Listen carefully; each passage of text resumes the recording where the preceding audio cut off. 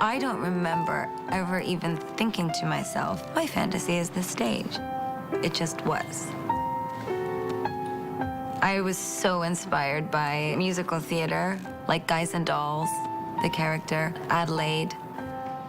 It was always hard for me, though, because I had such a powerful voice, but I would never get cast in those roles because I was a brunette. So eventually, I bought a wig.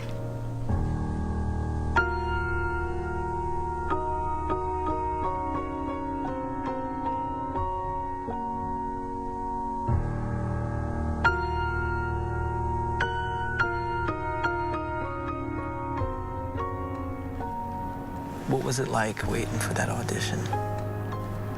I knew that I had the best voice. It was just about the look. And I got that wig, and I just went for it. I just figured it out. And I watched the movie over and over again. I read the script over and over again. I remember when I did the audition, I didn't even use the call sheet. When you got it, what did it feel like? Oh, it was the greatest moment of high school. I tell you, I still dream about that. I still have these crazy dreams that I get cast for that role, and it's always the same role. Always Adelaide in Guys and Dolls. I remember I was in trouble because I think I was dating someone that my father really hated, or I was just being bad. I remember I was being bad, and my dad was like, "You're not doing the school play. You're not doing that play." And I just remember crying and saying, "Daddy, but I'm so good." "Daddy, I'm the best. They gave me the lead." And he would look at me and he'd say, "You're so bad. You're bad." Were you really that bad? I was bad.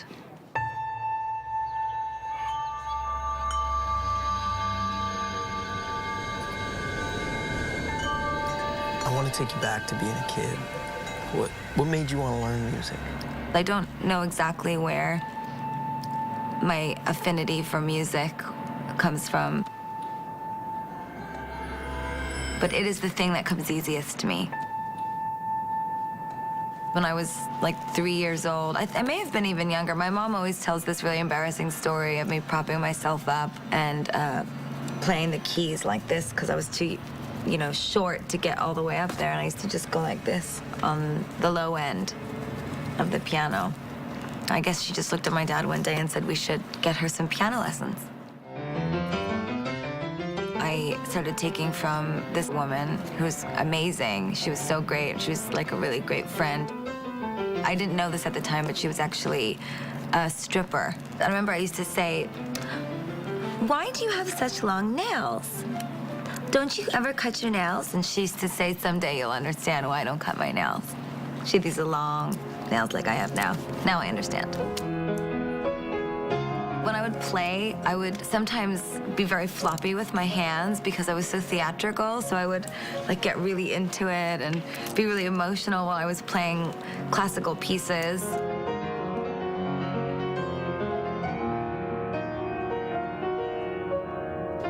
I had this one teacher that tied a string to my wrists, and I would play Hanon exercises. They're these really fast scales that go up and down the piano.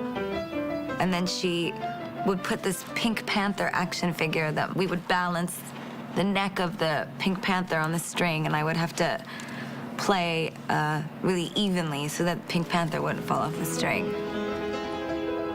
I was really, really good at piano. So my first instincts were to work so hard at practicing piano, and I might not have been a natural dancer, but I am a natural musician. That is the thing that I believe that I'm the greatest at.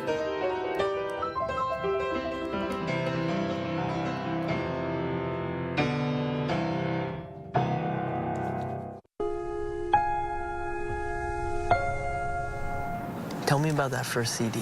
What was that first CD you bought? It was Green Day Dookie with my own money. But my parents got me Stevie Wonder, Signed, Sealed, Delivered, and the Beatles. There were 2 CDs, and they were given to me with a boombox, a little boombox, for Christmas when I was young. They could have chose anything but Stevie Wonder and the Beatles. I mean, it's totally their fault. Don't spoon feed me the Beatles and Stevie Wonder and Bruce Springsteen and Pink Floyd and Led Zeppelin and Elton John and expect for me not to turn out this way. My dad saw me singing along to his records, and he would pick me up and throw me around the room and laugh and cry with me while I would sing Pink Floyd and Bruce Springsteen and Billy Joel records with him. Were they your dad's records? Oh yeah, all my dads. My dad was really into rock and roll. It was this special thing between my parents and I, going to see music together. My dad would take me to Arthur's Cafe to see, I think his name was Frankie. Frankie used to sing, "You Sexy," remember? And I would always feel really awkward because my dad was there. But that's really what shaped my love for music. Could you rock out on that piano? Well, I knew that music on the speakers, but the only music that I knew how to play was classical music. I only knew Beethoven and Mozart and Bach and Chopin and Rachmaninoff. That's all I knew. And then my father gave me for Christmas, it was a Bruce Springsteen songbook for the piano. And on it was Thunder Road, which is my favorite Bruce Springsteen song. And my dad said, if you learn how to play this song, we will take out a loan for our grand piano, a baby grand. It was the hardest thing for me. I was playing these huge pieces, like 15 pages long, and then there was this Bruce Springsteen song. I opened up the book and there was like guitar chords. I was so confused, I didn't understand it. So I just started to read it.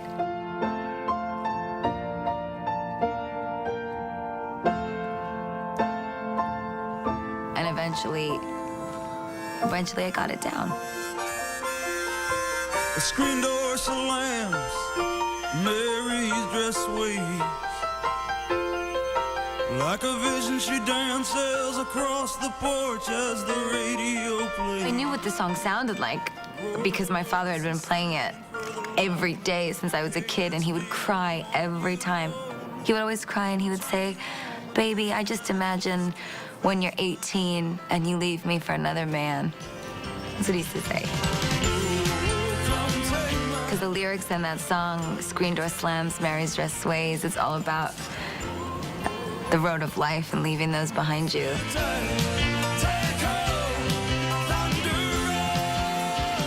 Like a vision, she dances across the porch as the radio plays. It was just this beautiful thing with my dad. Bruce represents my youth, and he still is so much of my life now. Whenever I surge down a highway, I can't not think about Bruce Springsteen. It just doesn't happen. That's what's great about real legends. They own the whole interstate.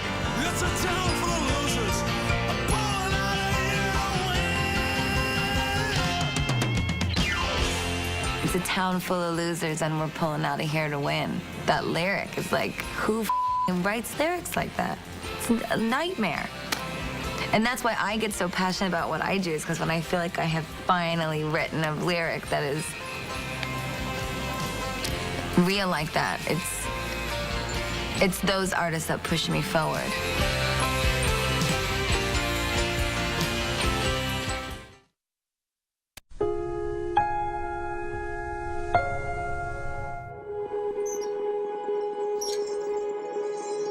I would spend hours listening to music in front of the mirror, in my mother's pearls, in her fake pearls. I didn't care what they were. I wasn't a little girl in that mirror. I was Whitney Houston in The Bodyguard.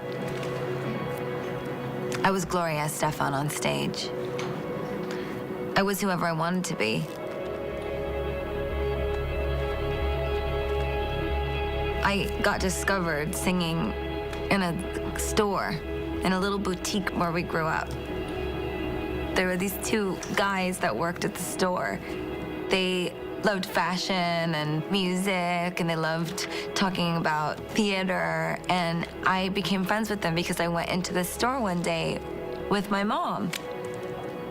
I would go and hang out for hours after school. My mom would say, "Where the are you?" One day I started singing, and one of them said, "Do you have a very nice voice?" I said, "Thank you." He said, "My uncle is a voice teacher. I'll give you his phone number." So I said, "Okay." And I had a classical voice teacher at one point, but I'd never studied anything else. And he said he teaches pop rock vocals. I thought, oh, well, that could be really great because I love like musicals. So I called Don Lawrence, and he listed off all the people that he has worked with. And they included Mick Jagger, Bono, and Christina Aguilera. My heart sank. He was on speaker, and my mother was sitting next to me. I remember we were holding hands, and she just went like this. She started squeezing my hand. So I went in to meet Don, and I sang a song for him. There was an E flat in the song, like a really high, belty note, and I hit the note at the end, and I was really proud. And I didn't hit it very well. Little did I know that I hadn't hit it very well. But it wasn't until I started to work with him that my voice really started to grow and change. And he looked at me one day and he said, "You're a pianist." I said, "Yeah." He says, "I can tell." He said, "'Cause you know, the way you understand the scales when we're working, you just really understand what I'm doing." And he said, "You always can tell when I screw up." And he didn't screw up very often, but if there was ever a little sour note, I would. And to me, it was like, yeah, I know. But to him, it was, "You're a musician." And I was 13. He said to me, and these were the words that changed my life, Don Lawrence. He looked at me and he said, "Have you ever thought about writing music?" I said, "Well, when I was young, you know, I would notate strange things on my Mickey Mouse staff paper, and I've written poetry, but I've never really written a song." He said, "I think you should write a song. I think you would be good at writing songs." And I said, "Okay." Just a few weeks later, I was in the car with my dad and my mom. We were driving back from seeing my grandma, and I had my headphones on, and I was singing my pants off in the car. Probably not very well because I had the headphones on, you can't hear. My dad said, "Hey kid, you're not on stage yet." And I burst into tears, and I started screaming, and my mother was like, "What is going on with you?" And we drove to the front of my parents' place. My dad was driving the car back to the garage, because it's New York, so you gotta drive it to the garage, 10 blocks away, and then walk home. Pain in the ass. My dad was always gone for about 15 minutes. By the time he'd gotten home, I'd written my first song. It was called "To Love Again." What's that song about? The song is about being in love and then losing it with someone, and then saying we can find what made us fall in love in the first place. And in hindsight, I'm like, what the was I talking about? I was 13. What the hell did I know about love? But I think it was my innocence. Of course, my first song had to be some giant, dramatic power ballad.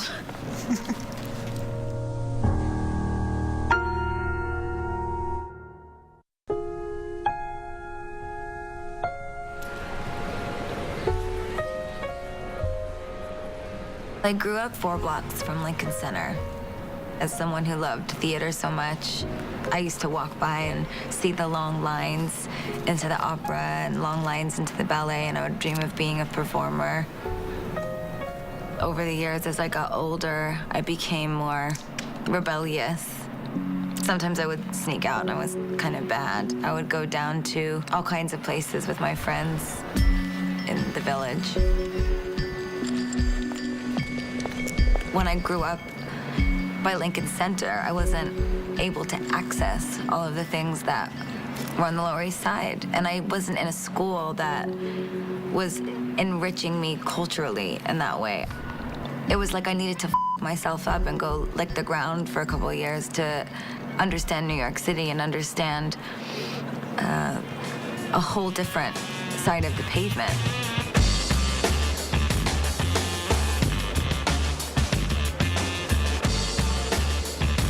In one way, I couldn't wait to get out. But in another way, it wasn't that I wanted to get out of New York, it's that I wanted to get deeper into New York.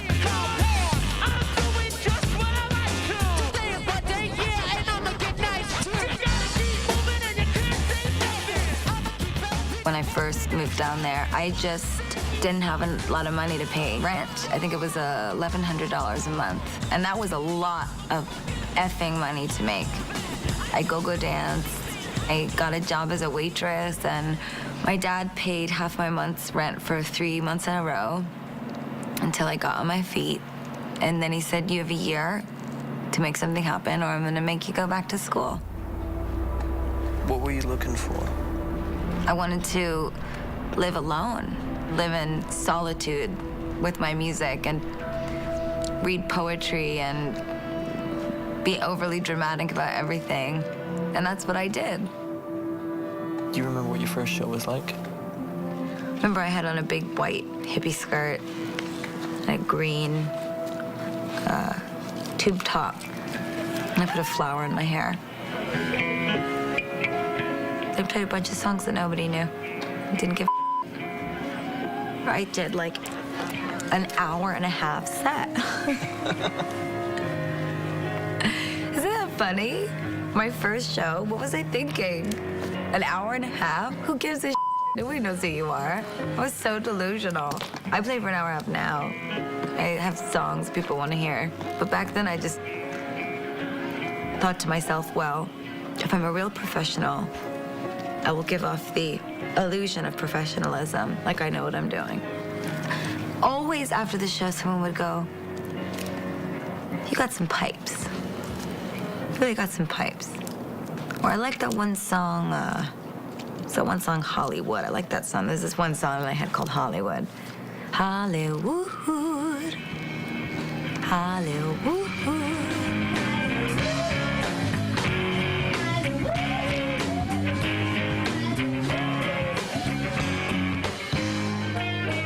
And then I was like, I don't want to be stuck at the piano anymore. I want to dance. I want to do something a little bit more revolutionary for my neighborhood. So I thought, okay, so what is nobody doing? And that was when I met Lady Starlight. I'm like, I'm Lady Gaga. She goes, I'm Lady Starlight. But we're both ladies. And we became friends. And I called her one day and I said, you know what would really piss me off? She said, what? I said, if there were 2 hot girls in bikinis playing pop music with synthesizers and turntables, dancing to heavy metal records in between each song. She goes, that would really piss me off. Let's do it. We used to light Hairspray on fire.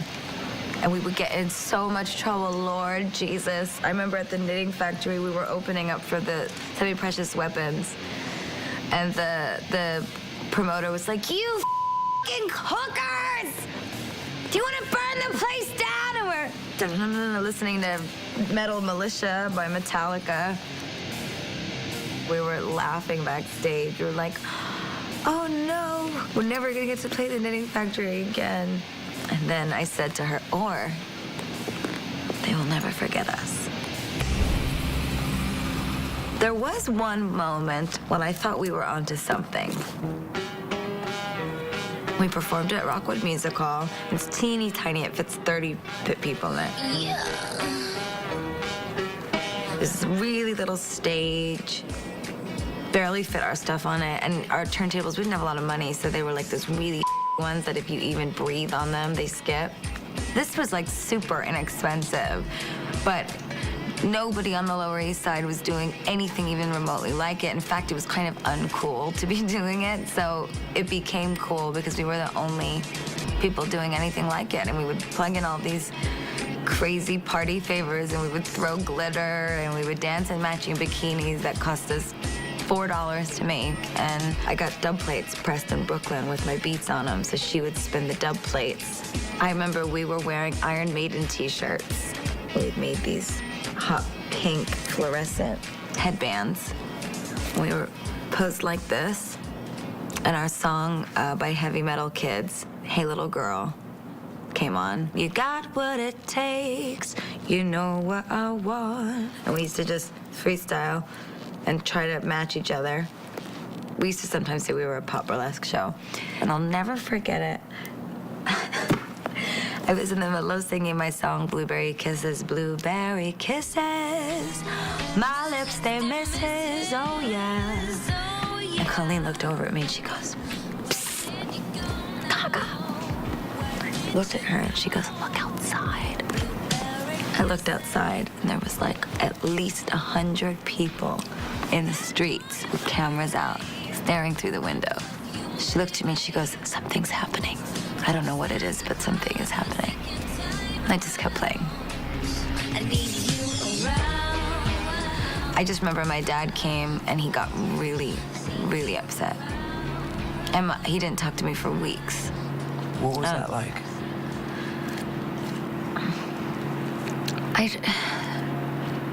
I remember feeling really sad, and I remember feeling really misunderstood. And I remember feeling like I'd let him down. But then I also remember thinking to myself, someday he will understand why I did all of this. And I was right.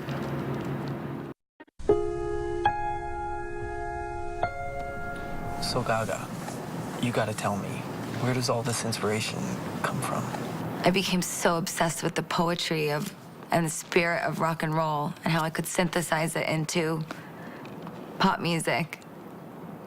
I mean, I was playing Boys, Boys, Boys with Lady Starlight when I was 20. I'm 25, I'm still playing it, except I'm playing it for 60,000 people in Mexico. It's completely mental. Lady Starlight always says to me, she says, you're a musician that happened to become a pop singer. But I always wanted to be a pop singer. That was the ultimate sort of dream come true for me, was that I would work endlessly towards this experience with music, with songwriting, with performance art, and how I could bridge fashion and technology and pop culture into one performance, and then make it commercial and translate that idea, that very theatrical idea that so many people didn't understand. How could I translate that to the whole world? And that's why I never backed down, no matter how many radio people said I don't get it, no matter how many people said we're not sure that this show will play very well in the Midwest. I never backed down. I didn't used to be brave. In fact, I wasn't very brave at all. But you have made me so brave. Tonight I want you to forget all of your insecurities.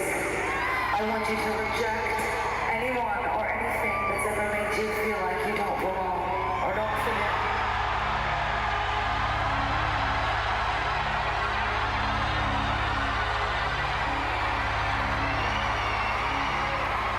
Maybe you feel like you'll never get an A on that test, or you'll never win a Grammy, or you'll never win a record, you'll never be a superstar. You just remember that you are a superstar. Cleveland, Ohio. The biggest surprise to me has been my relationship with my fans. They've changed my life.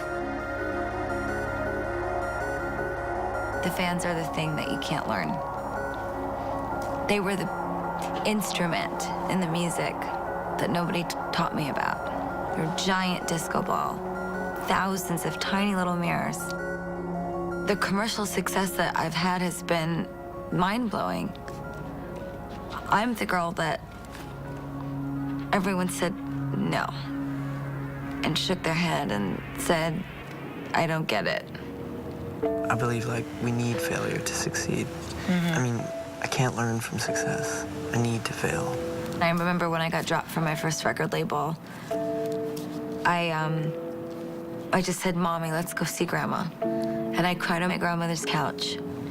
She looked at me and she goes, I'm gonna let you cry for the rest of the day. And then you have to stop crying and you have to go kick some ass. I've never told Beyonce this, but I remember laying on my grandmother's couch crying, and a Destiny's Child video came on. And I remember watching Beyonce and thinking, oh, she's a star. I want that. I want to be on MTV. And now I'm in music videos with Beyonce. In a way, there was something liberating about leaving because I was able to define my individuality for myself. I think so much of what I do as an artist is about that. From first to second and now to the third album, a lot of the sort of major theme that's carried through all three of them is that I define my own fame, I define my own existence, I define my own identity, I define my own beauty for myself. No one can define who you are. I'm a perpetual underdog. When I was in high school, I remember once some of the girls from my class, they were hanging out with some boys that I knew also. And I went to meet some friends for some pizza that were at the same pizzeria. And the boys picked me up and threw me in the trash can on the street, on the corner of my block, while all the other girls from the school were leaving and could see me in the trash. And everybody was laughing, and I was even laughing. I had that nervous giggle. And I just remember like holding back the tears and the lip quivering and don't let them see you. And I remember even one of the girls looking at me like, are you about to cry? You're pathetic. That's what it felt like. You're pathetic. Are you about to cry? And I remember I didn't tell anybody. That's what I remember. I remember I didn't tell anybody. I remember I didn't want to tell my parents because it was too embarrassing. I think it didn't sink in with me how bullying affected me until later in my life. I knew that it affected me deeply, but it wasn't until a little bit later that I realized how much it affected me and how much it was still very present.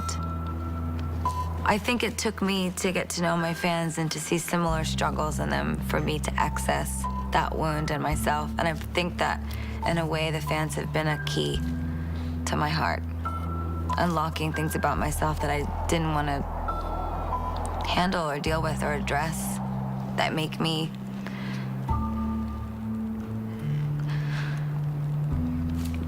a greater songwriter.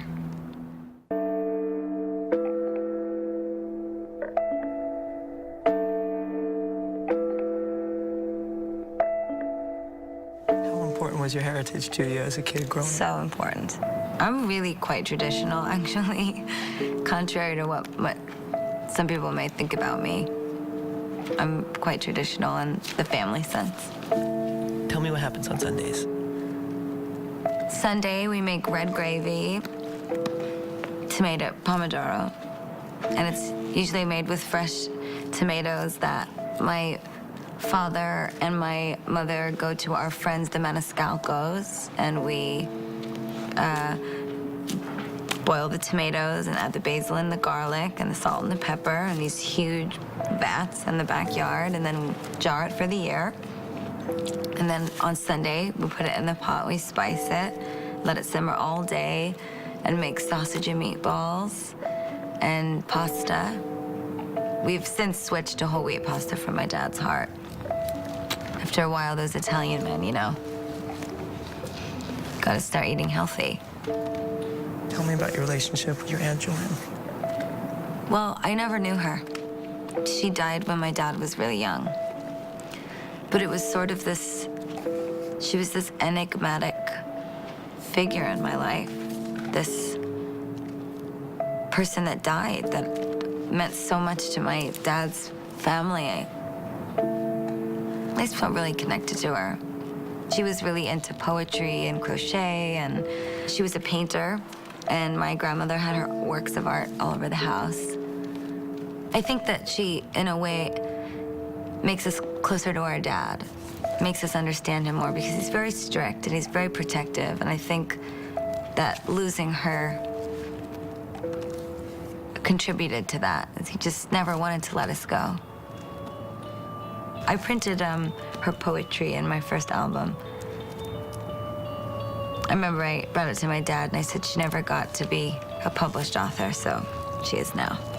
That's so rad. Yeah, I surprised him. He opened up the booklet. People always ask me how I have so much energy or how I work so hard, and I always sort of humorously but half seriously say, I think I have two hearts. I think that maybe when my mom gave birth to me, she passed along the spirit of my dad's sister. I don't know if everyone believes in things like that, but I'm Italian, so like I really believe in things like that. I believe in ghosts and bad luck. I'm Italian. So I think she lives through me. Every night before the show, when we pray, we say Joanne before we go on stage. For me, it's all about family. You know, I'm a pop singer. People say your life must be so hard, blah, blah, blah. Oh, you can't go anywhere, blah, blah, blah. Criticism, scrutiny, blah, blah, blah. And I'm just like, you don't know about scrutiny. You don't know what my grandmother went through. You know what my mother has been through, my father. And the dream of my family to have a legacy. The dream. My grandparents came here from nothing. My father was the first to go to college.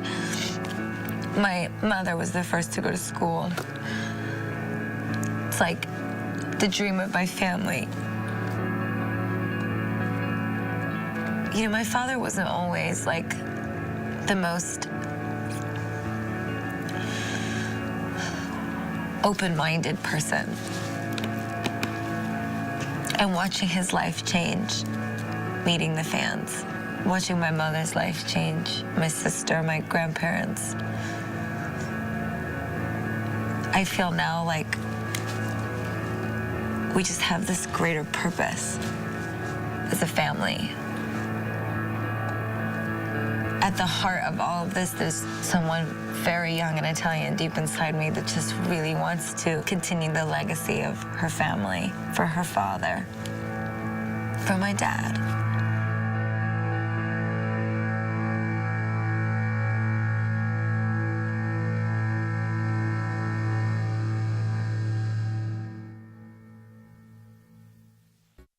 I have a love affair with New York. When I'm pulled away from it, like, I try to find New York wherever I go. Right. If I'm in Tokyo, Well, this is how I get home. My leather jacket's like my Dorothy slippers. That's why I changed when we sat down. You said, I want to ask you about New York. I said, you better get my leather. I wrote so many songs on this new album about New York City. I mean, every song on all my albums has some relationship to New York City, but one in particular, Marry the Night. That record is about my husband, New York. Tell me about that. You gotta break that down for me, Gaga. Fernando Garibay, who is the musical director on the album, one of my favorite things about him is that he collaborates. He's just so free. You know, we've been working together for years, so I'm so excited. I feel like, you know, you and I have yet to have our big hit record. We've never conceived. They kept saying to him, I don't want to do anything I've done before. I don't want to sound like anything I've done before. I don't want to feel like anything I've done before. I want it to be new. And I heard, dum, dum, dum, dum, dum, dum, dum, dum. And it's these church bells.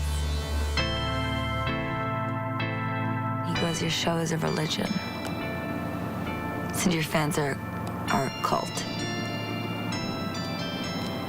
Dum, dum, dum, dum, dum, dum, dum. It's this epic music, just so big. And I started to cry. He said, what's wrong? And I said, I can't believe you hear me so big. So I sat down and I'm gonna marry the night. I won't give up on my life. Just right away, just like started singing.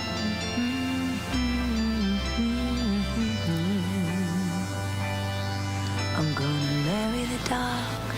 I mean, just like went right in. And then I wrote the verses. I hadn't written the chorus yet. And I said, oh, you know what, I'll write the chorus after the show. And then I remember he said, okay, let's listen down. And I was starting to walk out the door. And then the chords for the chorus kicked in. And I went, I'm gonna marry the night. Like right away, out of nowhere. I'm not gonna cry anymore. Out of nowhere, just went for it. And it was just like, there it was.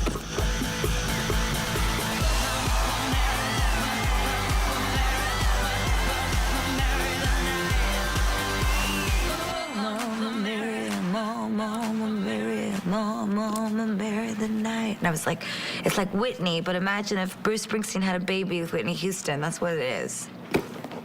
So that's what it is. And then he said, okay, that's what it is. And that was it. We made a baby, finally. After all that fornication, miserably long and tedious, Fernando and I finally conceived. I'm gonna marry the dark, gonna make love to the stark. I'm a soldier to my own emptiness. I'm a winner. Nothing's too cool to take me from you. New York is not just a tan that you'll never lose. It's never gonna go away.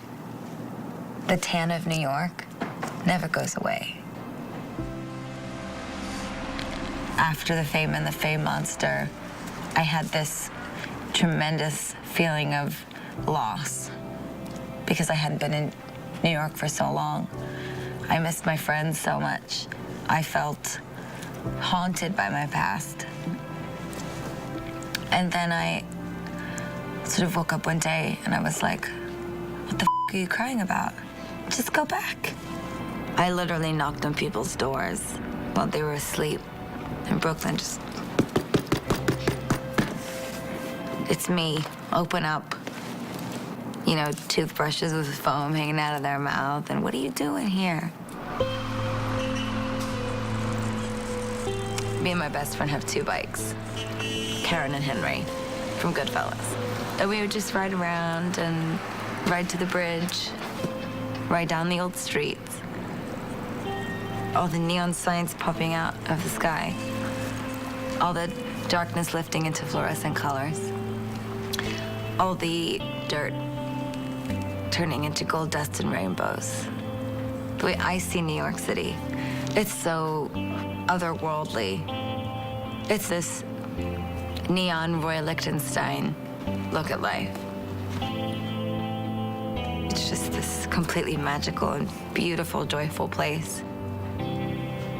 That represents for me feeling the exact same way now that I did back when I had no record deal and back when I had no voice in the world other than my very sweet and small one that was shouting on Stanton Street. And it's so important for me because in a very strange way, When you travel as much as I do and you see so much, the world gets smaller. You're on a plane and you get off and you're in 50 different countries and it all starts to turn into something that's very linear, and it's really not. The world is wide and huge and endless.